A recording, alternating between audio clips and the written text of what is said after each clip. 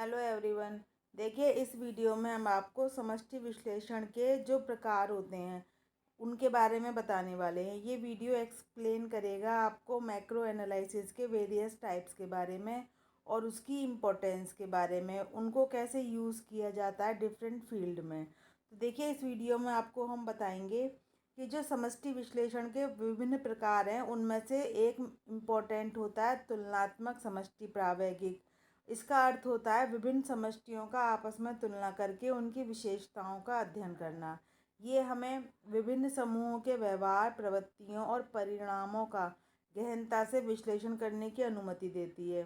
और इस प्रकार का विश्लेषण विशेष रूप से सामाजिक विज्ञान, अर्थशास्त्र और प्रबंधन में उपयोगी होता है। और इसके बारे में हम और डिटेल में जानेंगे। तो देखिए, व्यापक अथवा समष्टि स्थैतिक क्या होता है, यानी मैक्रोस्टैटिक्स क्या होता है। विभिन्न संतुलन स्थितियों का अध्ययन ही समष्टि स्थिति विश्लेषण कहलाता है। y is equal to C plus I. Y यानी कुल आय, सी हमारा कुल उपभोग और आई हमारा इन्वेस्टमेंट यानी कुल विनियोग। इस समीकरण से हमें इस बात का बिल्कुल पता नहीं चलता कि हमारे आय के विभिन्न स्तरों पर कितना उपभोग हो रहा है, कितनी सेविंग हो रही है। तो देखिए, इसके लिए एक डायग्राम लेते हैं। यहाँ पर जो हमारा सी वक्र है, ये हमारा जो है वो बताता है कि आय के प्रत्येक स्तर पर समाज उपभोग पर कितना खर्चा करेगा। और जो सी प्लस आई वक्र है, ये उपभोग व विनियोग दोनों पर किए जाने वाले खर्च को बताता है। और 45 डिग्री कोण पर जो रेखा है हमारी कुल आय और कुल व्यय रेखा है। अर्थव्यवस्था केवल उसी समय संतुलन की स्थिति में होती है जबकि राष्ट्रीय आय ओ वाई रहती है, क्योंकि राष्ट्रीय आय इसी स्तर पर कुल आय और कुल व्यय के बराबर होती है। देखिए, ये हमारा सी है यानी कंजम्पशन है, ये हमारी ओ वाई है और ये हमारा सी प्लस आई है यानी कि उपभोग प्लस विनियोग, और ये हमारी आय की रेखा है।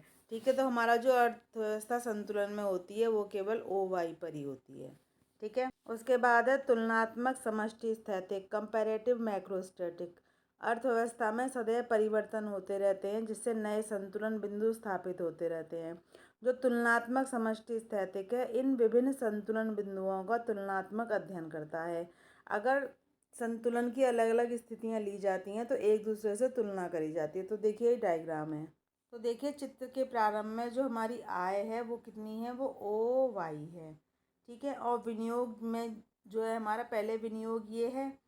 उसके बाद हमारी क्या हो रहा है, विनियोग में वृद्धि हो रही है डेल्टा आई की। विनियोग में डेल्टा आई की वृद्धि हो रही है तो संतुलन आय हमारी ये बढ़ जाती है। पहले ये थी और उसके बाद ये बढ़ जाती है हमारी। देखिए, पहले हमारी आय रेखा है तो इसमें हमारी डेल्टा वाई की वृद्धि होती है। इस प्रकार से वाई 1 हो जाती है। पहले हमारी ये थी, फिर ये हमारी ये होती है। और इस प्रकार से डेल्टा आई विनियोग और उपभोग जो है दोनों ही हमारे बढ़ जाते हैं, जिससे हमारी अर्थव्यवस्था एक नए स्तर पर y1 पर चली जाती है। उसके बाद एक टाइप और है समष्टिक प्रावैगिक, मैक्रोडायनेमिक। टिनबर्जन, हिक्स, बोल्डिंग, फ्रिश और सैमुएल्सन, रॉबर्टसन, हैरोल्ड, इन सब अर्थशास्त्रियों का इसमें भारी योगदान रहा है। इन्होंने जो विभिन्न घटक हैं जैसे विनियोग, उपभोग आदि में होने वाले परिवर्तनों का विश्लेषण किया जाता है। तो इस डायग्राम को देख लेते हैं। देखिए, पहले संतुलन की अवस्था में जो हमारी आय है वो ओ वाई है। ठीक है, उसके बाद जब विनियोग में डेल्टा आई की वृद्धि होती है तो हमारी जो आय है, जो सारी आय है वो हमारी डेल्टा वाई, यहाँ इसमें देखिए पहले हमारा ये था, उसके बाद इसमें वृद्धि हो गई, डेल्टा आई की वृद्धि हुई है तो जो हमारी आय है वो हमारी y1 हो गई। अब ये हमारी यहाँ y1 हो गई। ये हमारा सी प्लस आई तो पहला था और उसके बाद जब विनियोग में आई की वृद्धि हो गई तो कुल व्यय हमारा कितना हो गया, C plus I plus delta I.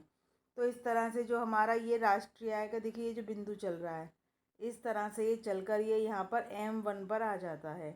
तो इसकी वृद्धि कैसे दिखा रहे हैं, M N M N P Q R S T M1 ये दिखा रहा है। तो इसका पूरा एक देखिए चक्र दिखाया गया है।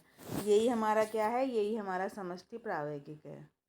तो देखिए, ये समष्टि विश्लेषण के प्रकार थे हमारे। आशा करते हैं आपको समझ में आ गए होंगे। ये बहुत ज़्यादा इम्पॉर्टेंट है, कभी कभी ये वेरी शॉर्ट में और इनसे डायग्राम बेस पर ही क्वेश्चन पूछ लिए जाते हैं। तो आशा करते हैं आपको ये अच्छे से समझ में आ गए होंगे। अगर आपको ये वीडियो अच्छा लगा हो तो इसे लाइक कीजिए, शेयर कीजिए और प्लीज़ हमारे चैनल को सब्सक्राइब कीजिए। Thanks for watching.